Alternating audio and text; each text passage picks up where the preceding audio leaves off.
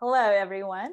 And the new guest that we have today is Mark Ballard, who is Canadian national team coach. And can I say a dear friend of mine, because Mark, witnessed so many things on the road with me and was kind enough to help out in so many ways. And, it created a much deeper connection and work relationship that is still present, even though we're no longer in the sports world. And that's why I trust his opinion so much, because he's seen so much from so many different angles, and his opinion really matters because I tend to think that it's unbiased. Whether it's political or I don't know which way, especially now that he is also out of sports. So I'm so happy to have you, Mark. And it's an amazing opportunity to discuss topics not only off record but also on camera, and raise some subjects that people talk about, but I don't necessarily think that they understand the depth of it. So it's a perfect chance for us to cover it today. Welcome. Thank you. I'm glad you invited me. This is nice, and it's something I think about a lot. So I'm looking forward to talking about this over the next little while. For sure. So generally, I let people kind of chime in and tell their personal story of how they end up in sports, because each and every one has their own way and something very personal, how they grew to have sports as part of their lives. Yeah. Okay. Well, a long time ago.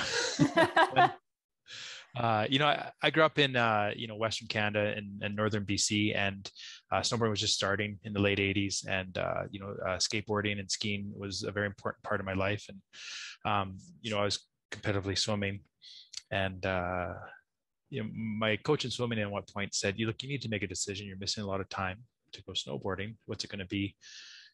Swimming or snowboarding. And that was an easy decision. I never looked back. And then, when I was coming out of high school, I everyone's going to university and college, and, choosing their sort of career paths. And, there's discussions are going on, and the discussion is, well, what are you going to do, Mark? And I'm like, I'm going to snowboard and I'm going to climb, and I'm going to make a life out of that. Like, well, what does that mean? What does it look like? I don't care. I'm going to figure it out. And it was a young and fresh sport. I didn't understand. I thought it was a little bit more established than it was then, but it wasn't. And so, I really, I'm certainly not the first generation of guys that went through it, but I was a very early adopter of, snowboarding and putting some structure to it. And so I got involved, and, I did a little bit of competing, and I got involved with instructing and just snowboarding in general, and really enjoyed it. And, along the way, I realized that there was need for more structure. So I started putting together events. I started to put together teaching instructors and coaches how to do the work. And I realized that teaching courses and teaching people how to do the sport and even was enjoyable, but I was looking for that long-term. I was really interested in the process and development, and that really appealed to me. And so I started pivoting towards coaching. I enjoyed it more than even competing, instructing. And so I started to look into it. And I was fortunate that there was pretty close after the first time the Olympics held snowboarding in '98 in Nagano, and Calgary had the Olympics in '88, and they had some legacy funds. And so they decided to build a national training center for snowboarding, and they put the job out there. And all these really talented people applied. And for some reason, or people who were, really, in a lot of ways, they're much more experienced as far as outcome of results goes. But I got hired. They believed in me to build this national training center program. And that was 21 years ago in 2000. Wow. So I moved to Calgary, and I started to build a national training center. And as it goes, funding comes and goes in these sports. And our funding got dropped, and they decided to focus their money on facilities. So building these super pipes, because they kept changing the size and they had to invest that money. So my money got pulled out from under me, but that was okay. I started a organization called Calgary Snowboard Club, and it was the intent of it was to take the athletes I'd worked with and build off that. And we built a really neat program. It got up to about 100 families, and there was some momentum out of that. And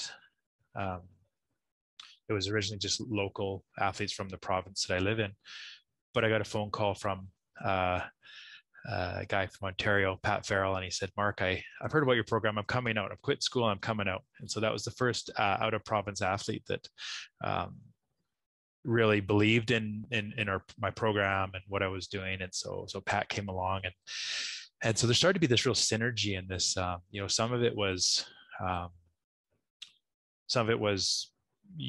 from my skills and the structure that I was building for the program and the quality of the training, but some of it was serendipitous. It just happened that I was offering a program that it built momentum and attract people, and I started to get athletes from all over Canada, and we had some real talents move out who still, all of these founding athletes of the team are still good friends of mine. I don't see them as much anymore, but I have a very good we're good friends still. And from that, the intent was to try to get some funding back. So I always had this title of national coach or national development coach, but it came with no money. So it was all athlete funded programs. And then we started traveling, taking the guys to overseas, because Europe, of course, which is the main center for alpine snowboarding, spent a lot of time there. And we started to attract other athletes. So all of a sudden we became an international program. So we had athletes from Japan, we had athletes from New Zealand, we had a couple Russian athletes, American athletes. So we had really neat program, mostly Canadians, but a lot of other international athletes. And just because the level of the riding was really pushing everybody, a lot of these guys went on to their national team and went on to win Olympic, World Cup, World Championships. And through that, I started to get pulled up into the system as well. And I took on a role as a national team coach.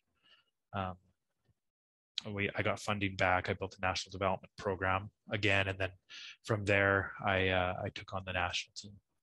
And that's really where I ended up. That's kind of maybe a rambly run on of what I did in my career, sort of how I got there. Along the way, we built structure, we built coaching programs, we trained other coaches in Canada, we worked with other sports.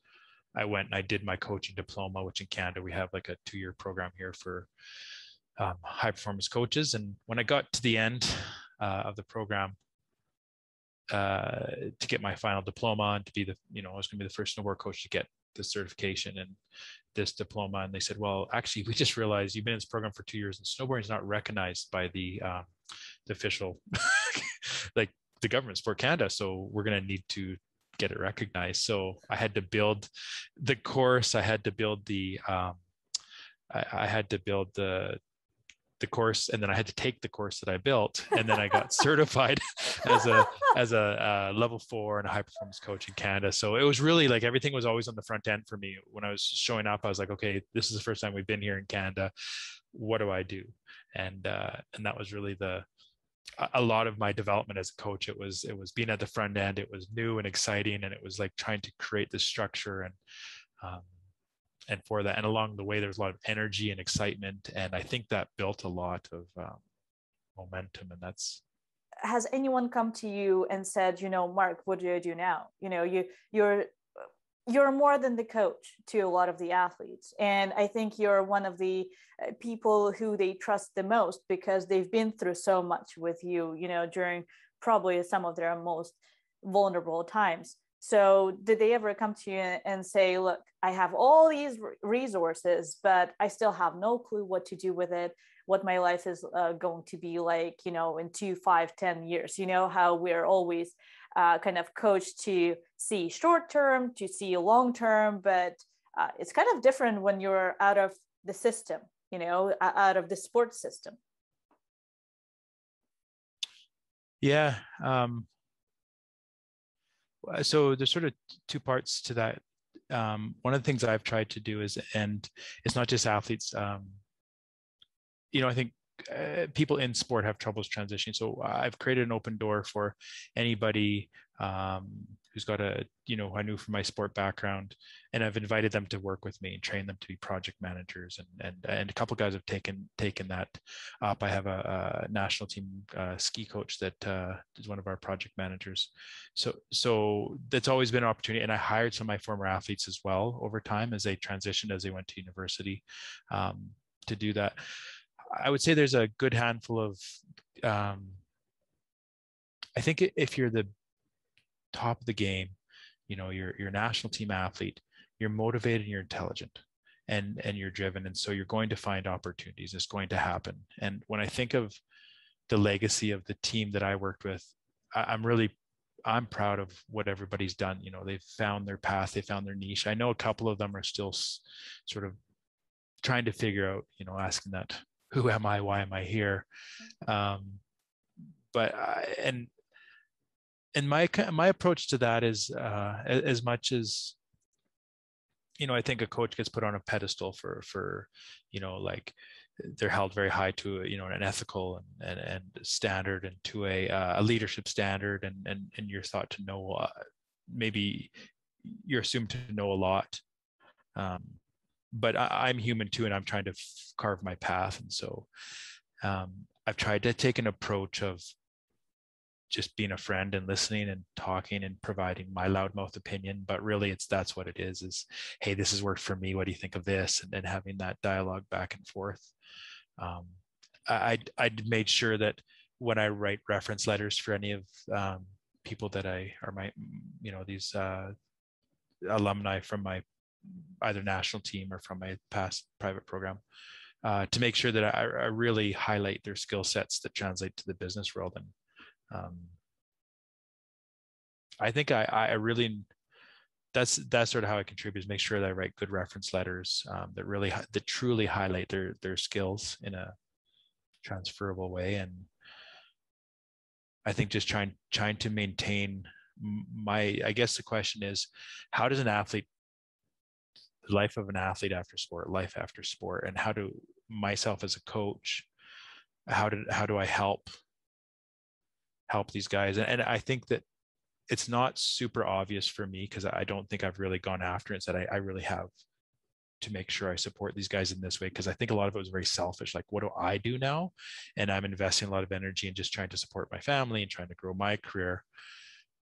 But I think that's what I've done in small pieces, is just tried to support them that way, and just maintain that friendship over the years. And that Brett Wilson, who's he's a very successful Calgary businessman, was chatting with Matt Horn. He's a former national team athlete from, I think he retired in 2007, and he has a company. It's across Canada, and they were chatting, and one of the things Brett said was that I always think about. He's like, it's a gradual staircase business. The success in business, it doesn't matter how many hours you pour into it, how many relationships you sacrifice, it's only going to build at a certain pace. So you need to make sure that you take that 1% and invest it back in yourself and save your relationships, because you're going to go take what you did in sport and put it into business, and you're going to potentially, you're going to burn relationships. You're going to burn things that are not necessary to burn to still accomplish that level of success, and to take that, and that was the takeaway from that. But that's really, I think the point is that transition from sport into the next career, and that's in business, it takes time. You do have to step back and realize you're going to have to work your way through this. But I think another part of that for athletes, it's really important, is to understand that they have skills that are very important to the business world, but they have to understand what those skills are and what they aren't as well. And I think that that's really critical, because of course I know sport, and I know the skills that a lot of the athletes bring to the table for business, and it's incredible. Like, it's really valuable. It's just a matter of understanding what skills those are and what they aren't. Because for me, if someone has a high-end athlete on their resume, for me, it goes to the top of the pile. And I do job applications. I'll get 300 applications for jobs, and I tell you, at the end of the day, 5 or 6 resumes will always stand out. So, and it's not always the most educated. That's always helpful, but it's also the the qualities of the person, because I really believe character is number one, and that's what sport brings to the business world. Is it builds character, it builds work ethic, it builds prioritizing, good executive functioning, and it translates really, really well. And those are, I always hire for character first and technical skills second. And I think that's a really important thing that athletes bring to the table and need that confidence. But even like I stepped away from the last company I was with, and I took some time off, and I thought, I've got all these skills built up. I've got this great background, you know, I've got this in sport and business. I'm ready. Okay. And I was like, knock, knock, knock, nothing. And I was like, oh no, what did I do here? Knock, knock, knock. And it took a long time to be able to get that message out. And really, when because I changed careers about 3 years ago, I changed companies about 3 years ago, and it was scary because I was like, oh my gosh, this is going to take some time to find someone that really can hear my message and the value I bring to the company. And that beats you up, like just that transition. And that's the same I see with athletes, is how do they get from here in, you know, that big gap between like the end of the sport life and the start of their new business career. It's tough. There's no question. It's tough. And I don't know what the answer is for athletes. Like what, when I do think about the athletes, so many of them have been successful. Like I look around, and there's very few who are national development or national team athletes that don't find their way, and in a good way. You know, we've right. I guess we always have to clarify the definition of success, right? Yeah. Because I'm speaking with some Paralympic athletes who are thinking of retiring, and for a lot of them is like, okay, how do I make money? How are you making money? Because the first question is, okay, so you figured out your game, how are you making money? And I always say that a money driven career, in my experience and in my opinion, is not going to last too long. If you're going to work for the money only, burnouts are going to happen, depressions are going to happen, and it's just sacrificing yourself and your health and your mental abilities for the money, which shouldn't be that way, you know. And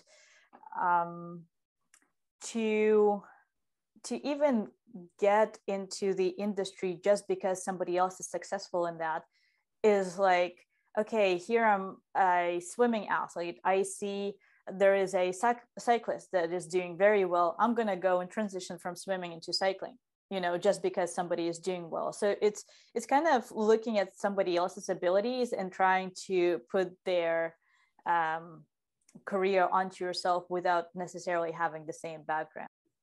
There's this definitely a need, like even as an athlete, or as you transition into that next career out of your athletic career, there's a need to reinvent yourself. And athletes have to do that often within their career as well, is that they realize they get to a point and they have to do that. Coaches often have the same thing. They do think they're doing well and then realize that the team isn't really working with that approach, and the coach has to reinvent themselves to keep that team moving and progressing, and athletes have to do that. And that's the same when you start that new career, as you realize you're reinventing yourself. And you know, Mark 2014 is not Mark 2021. I've evolved, I've changed, and I've let that be. I have one thought in my head. I had a lot of questions when I came from, you know, this sport career. I was in sport business and I went into corporate business world, kind of smaller business, but well, what are you doing there? Like, how does this even work? And they'd be like, why would you choose to be here? And it was almost like, what kind of idiot are you? Like, to, you know, and it was funny because for me, I was like, I didn't see the mentality very different, to be honest. I actually thought, like, yes, physically the environment is different. And yes, you know, I don't have the same, I don't always have the same quality of people. That doesn't come across right. But, you know, like these very high achieving, high functioning people, you're not always around those same kind of people with similar backgrounds. But I really thought that in the style of business I moved into, it was growing a business and developing it, was project management, I thought it really translated well, because in sport, you have a goal and you work towards that goal. And in business, you do the same thing. You establish goals, you establish benchmarks, you establish key performance indicators and you work towards them. And I actually was able to find, these areas in sport that an athlete would go after, a coach would go after, that really works well in business as well. And I've thought about that a lot. And to me, it was always like such a funny question, like, well, what are you doing here now? Because if you understood what's important as an athlete, it's working towards these goals and this process that I truly love in business or in sport. I love that process of development and working towards an outcome. It works really well in business too.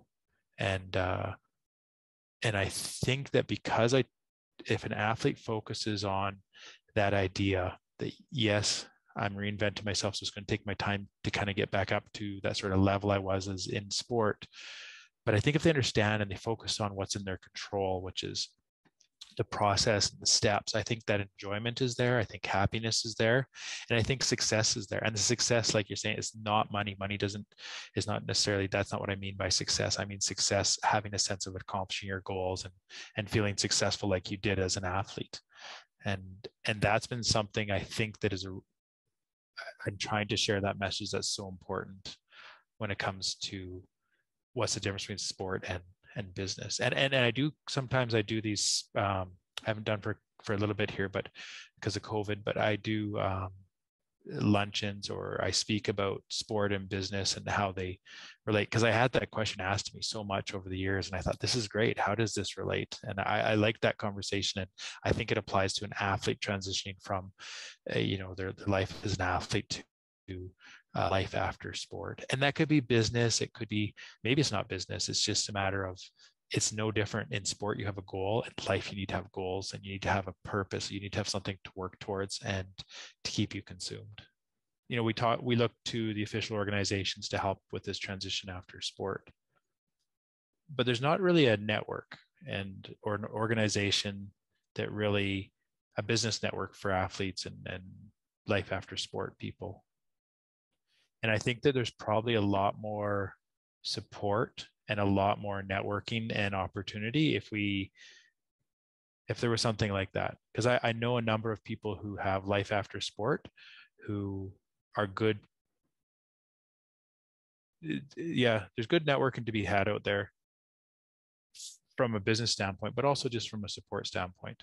These people who have done a good, life after sport, and we're just not calling on them to help with that support, like these conversations. I think this is a great idea. I just love that you're doing this. And I think that, like, there's so many people out there that have so much to add to this conversation, and it's the people in the gray. It's not just necessarily like the greats, outcome wise, gold medalists and stuff, but I think there's people who did a great job in their careers as athletes, and then did a great job in their career as in transitioning out, that we need to find and create this community, a network. I don't know what that is, like a LinkedIn network or a more formal or something. Because I live in a city that has a lot of Olympians, and there's just no formal business organization that I'm aware of, for that sort of networking. So it's up to you to try to create that networking. So this is a great idea. I really like it. I just love athletes. Honestly, I work with athletes, and I work with non-athletes, and I think it's just that same thing, that I know how to strike a passion in an athlete, or how to strike that fire that just gets them going, and you just see their eyes light up, and you're like, okay, he's got it. He's fired up. He's gonna go and get things done. Whereas with people who haven't been in the sports, it requires a lot more, talking it over slowly, and with the athletes, like boom, boom, boom, boom, boom, and they get things done. And it makes you feel great because you see faster progress, and I think it makes them feel great as well. I like it. I think there's a lot to look forward to, but I think that transition's hard. I think that there's no question. Some people have done very seamless, but I think it's got to be expected. There's going to be change, and it might not be obvious right away. It might take time, but ultimately, if you had the drive to become top of your sport, you're going to have the same success as some, or satisfaction or sense of reward in life after sport. It's just not going to be obvious and evident right away. It's a matter of creating those networks, and taking the time, that gradual staircase that has to happen. whether that be university and then building into your career, or jumping into business right away, or maybe it's not business, maybe it's pursuing another activity. But I think there's a wonderful life after that one initial big sport in your life, and I think that needs to be reminded to people as they transition that. I can't say I know of anybody who's really just bombed after sport. It just doesn't happen, because you're driven, motivated people. It doesn't matter. It just translates to anything. That opportunity might not be that obvious in life, though. You might think, okay, after sport, I'm going to be, do this, and maybe that opportunity is there, and you're just not, the blinders are on, and you need to have those blinders open to see where that opportunity is. And that's part of that sort of navigating out of life after sport is, what does that look like? I thought I was going to do this. Oh, that doesn't make sense now. Pivot. Or I thought I was always good at this, but no, actually I'm not. I need to do this. Like, for sure. I think that's, yeah. I do like, one thing I like about outside of sport is, I find it simpler in some ways. They're very clear goals in business, and it's very easy to, if the goals aren't being met, it's very easy to move and adjust and adapt. You're not a big organization, you're not a big elephant to move. And I do like that about business world. And I think that like sport organizations could really learn from some of these, leading edge companies that are huge companies, but they can move and pivot as needed. And there are lots of wonderful stuff outside of sport. I do feel like, I think about my sport life, and it was so important to me for so long as an athlete. Whether that was a competitive athlete or as an athlete just pursuing the sport, as a or as a coach or as a sport administrator, the different roles that I held, it was everything. And I always defined myself for many years afterwards. And it's kind of freeing to realize there is life after sport. When I talk to you and I say, yeah, I don't feel like my value, like I need people to know that I did this sport, because I'm confident what I do now too. And it takes time to get there. For sure. Well, thanks so much, Mark. And I'm looking forward to potentially hearing more and participating in one of your events where you talk in correlation between sports and business. That's a very interesting topic. And yeah, thank you so much. Oh, it's nice to chat with you. It's been much too long. It has been. Nice to have our families meet at some point. And for sure. And thank you for doing this. This is awesome. This is a great idea. Thanks, Mark.